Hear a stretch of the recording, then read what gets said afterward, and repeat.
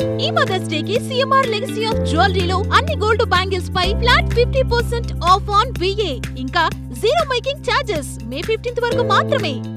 ప్రధానమంత్రి మోదీ తెలంగాణ టూర్లో హైదరాబాద్ వేదికగా కొన్ని కీలకమైన వ్యాఖ్యలు చేశారు. అభివృద్ధి కార్యక్రమాలను ప్రారంభిస్తూనే దేశ ప్రజలంతా ఐక్యం కావాలని కోరారు.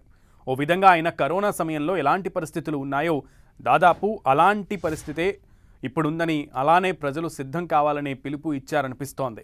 వంట నూనెల వాడకం తగ్గించాలని, వర్క్ ఫ్రం హోమ్, ఆన్లైన్ వర్క్స్కి ప్రాధాన్యత ఇవ్వాలని కోరారు. అలానే వ్యవసాయ రంగానికి కీలకమైన రాబోయే సీజన్లో ఎరువులు, రసాయనాల వాడకాన్ని సగానికి పైగా తగ్గించాలని కోరారు. విదేశీ ఉత్పత్తులు కొనవద్దని, దేశీయంగా తయారైన మేడ్ ఇన్ ఇండియా ఉత్పత్తులే కొనుగోలు చేయాలని మోదీ పిలుపునిచ్చారు. దాంతోపాటే పెట్రోల్, డీజిల్ వాడకం కూడా పరిమితం చేసుకోవాలని ప్రధానమంత్రి సూచించారు. అలానే బంగారం కొనుగోళ్లను కూడా ఏడాది పాటు వాయిదా వేయాలని కోరడం అతిపెద్ద హైలైట్గా చూడాలి. ప్రధానమంత్రి మోదీ మాట్లాడిన విధానం చూస్తే రాబోయే రోజుల్లో ఏదైనా కీలక ప్రకటన వస్తుందేమో అనే సందేహాలు కలుగుతున్నాయి. ఎందుకంటే గల్ఫ్ వార్ సమయంలో గ్యాస్ కొరత ఏర్పడింది. అలానే పెట్రోల్, డీజిల్ నిల్వల విషయంలోనూ తీవ్రమైన ఆందోళన నెలకొంది. ప్రస్తుతం కాల్పుల విరమణ కొనసాగుతున్న హర్ముజ్ జలసంధిపై సందిగ్ధత కొనసాగుతోంది. ఈ నేపథ్యంలోనే ప్రధానమంత్రి మోదీ దేశ ప్రజలకు, ప్రత్యేకించి మధ్యతరగతి పేద వర్గాలకు డేంజర్ బెల్స్ మోగించినట్లయింది.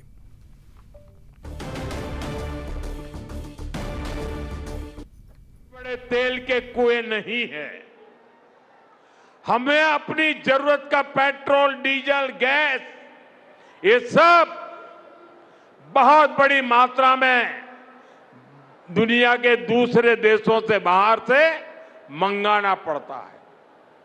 युद्ध की वजह से पूरी दुनिया में पेट्रोल, डीजल, गैस और फर्टिलाइजर के दाम बहुत अधिक बढ़ चुके हैं, आसमान को भी पार कर गए हैं।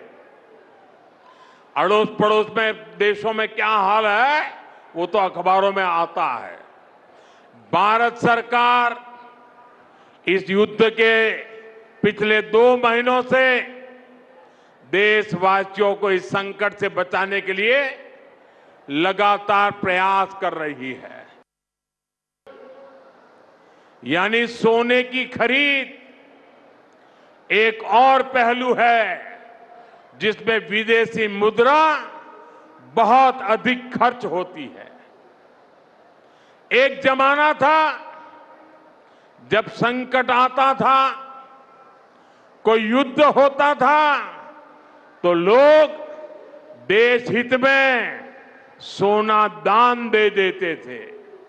आज दान की जरूरत नहीं है, लेकिन देश हित में हमको ये तय करना पड़ेगा कि साल भर तक घर में कोई भी फंक्शन हो, कोई भी कार्यक्रम हो, हम सोने के गहने नहीं खरीदेंगे, सोना नहीं खरीदेंगे। विदेशी मुद्रा बचाने के लिए हमारी देशभक्ति हमें चुनौती दे रही है और हमें इस चुनौती को स्वीकार करते हुए विदेशी मुद्रा को बचाना होगा।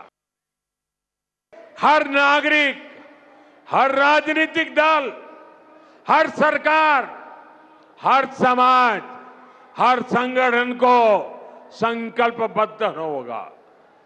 मैं मीडिया के साथियों से भी देश हित में आगे आने के लिए आग्रह करूंगा।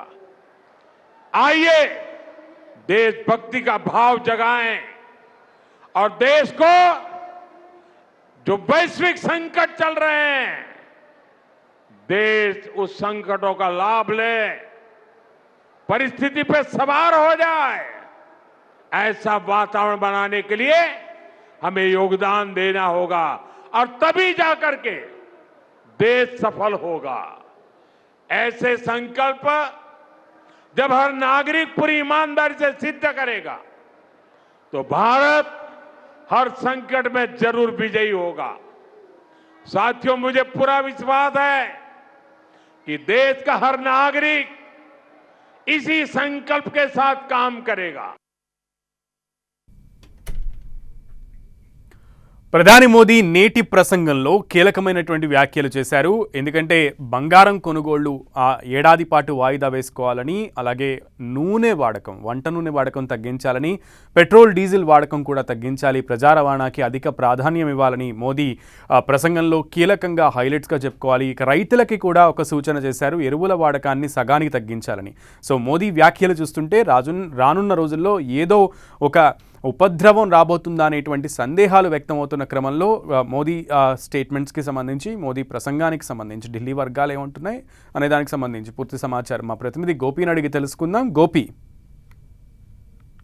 సునీల్, హైదరాబాద్ సికింద్రాబాద్ లోని పరేడ్ గ్రౌండ్ లో ఈరోజు ప్రధాని ప్రసంగం అత్యంత ఆకట్టుకునే విధంగా జరిగిందని చెప్పొచ్చు. దేశ ప్రజలను ఉద్దేశించి ఆయన ముఖ్యంగా 9 సూచనలు కూడా దేశ ప్రజలకు హైదరాబాద్ వేదికగా ఆయన పిలుపునివ్వడం జరిగింది. పశ్చిమాసియా యుద్ధ ప్రభావం దేశం పైన తీవ్రంగా ఉంది అంటూ కూడా ఆయన ఈ సందర్భంగా వ్యాఖ్యానించారు. ఇక ప్రపంచవ్యాప్తంగా పెట్రోల్, డీజిల్, గ్యాస్, యూరియా ధరలు అమాంతంగా పెరిగాయని, ప్రజలపైన భారం పడకుండా 2 నెలలుగా అన్ని రకాల చర్యలు తీసుకుంటున్నామంటూ కూడా ఆయన వ్యాఖ్యానించడం జరిగింది. అయితే యుద్ధం వల్ల కలిగే నష్టాన్ని ప్రస్తుతం కేంద్రమే భరిస్తుందంటూ కూడా ఆయన ఈ సందర్భంగా ప్రజలకు గుర్తు చేశారు. ప్రజలపైన ఈ నష్టాన్ని వేయడం లేదు, ధరలను కూడా పెంచడం లేదంటూ కూడా ఆయన చెప్పడం జరిగింది. పెట్రోల్, డీజిల్ పరిమితంగా వినియోగించండి, ఎలక్ట్రిక్ వాహనాలను ఎక్కువగా ఉపయోగించండి, ప్రజా రవాణాను ఉపయోగించండి, మెట్రో రైళ్లు, ఇతర ప్రజా రవాణా మార్గాల ద్వారా తమ గమ్యస్థానానికి చేరుకోవాల్సిందిగా కూడా ఆయన కోరడం జరిగింది. దేశ ప్రజలు అప్రమత్తంగా ఉంటేనే రానున్న రోజుల్లో ఈ యొక్క విపత్తులను సమర్థవంతంగా ఎదుర్కోవచ్చు అన్న ఉద్దేశంతో ఆయన ఈ ప్రసంగాన్ని చేయడం జరిగింది. అయితే దుబారా ఖర్చులకు సంబంధించి కూడా ఆయన కొన్ని కీలక వ్యాఖ్యలు చేశారు. ఒకవేళ కుటుంబంలో ఏదైనా వివాహం కానీ లేదా ఇతర శుభకార్యాలు ఉన్నా కూడా ఏడాది పాటు బంగారం కొనుగోళ్లు కూడా చేయకూడదంటూ కూడా ఆయన వ్యాఖ్యానించడం జరిగింది. బంగారం వినియోగం ద్వారా డాలర్లలో మనం విదేశీయులకు డబ్బులు చెల్లించాల్సి వస్తుంది కాబట్టి భారతీయ వస్తువుల వినియోగాన్ని ప్రోత్సహించండి అంటూ కూడా ఆయన ఈ సందర్భంగా చెప్పడం జరిగింది. మరి రైతులకు సంబంధించి కూడా కొన్ని కీలక సూచనలు చేశారు. ఏదైతే రసాయనాలతోటి కూడిన ఎరువులను వాడకాన్ని పూర్తిగా నిషేధించండి, సేంద్రియ ఎరువుల వైపు తమ వ్యవసాయాన్ని దారి మళ్లించండి అంటూ కూడా చెప్పడం జరిగింది. ఇక వ్యవసాయానికి సంబంధించిన విద్యుత్ వినియోగం పైన కూడా ఆయన ఈ సోలార్ విద్యుత్తుని వినియోగించాలంటూ కూడా ఆయన చెప్పడం జరిగింది. ఇక ప్రతినిత్యం ఇంట్లో ఏదైతే అవసరం ఉంటుందో వంట నూనె, ఈ వంట నూనెకు సంబంధించి కూడా ఆయన కొన్ని కీలక సూచనలు చేయడం జరిగింది.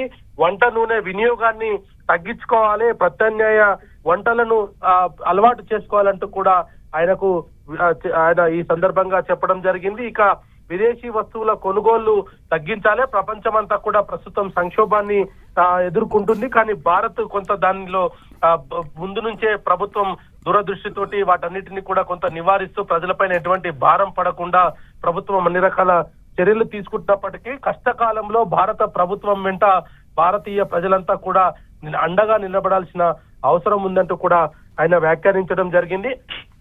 ప్రజలు త్యాగానికి సిద్ధమైతేనే ప్రభుత్వాలు భారతదేశ సంక్షేమంగా ఉంటుంది అంటూ కూడా ఆయన ఈ సందర్భంగా వ్యాఖ్యానించారు.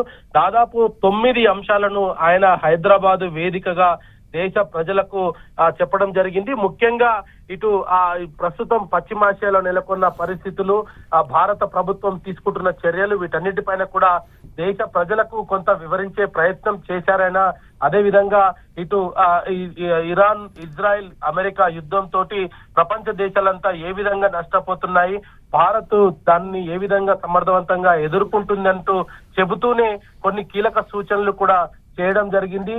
గతంలో అంటే కరోనా లాంటి విపత్కర సమయంలో భారత ప్రభుత్వం తీసుకున్న నిర్ణయానికి ప్రజలంతా అండదండలుగా ఉండి ప్రభుత్వముని ఏ విధంగా అయితే ముందుకు తీసుకువెళ్లారో ఇప్పుడు కూడా అలాంటి సంక్షోభమే ప్రస్తుతం భారత్ ఎదుర్కొంటుందని చెప్పడం జరిగింది.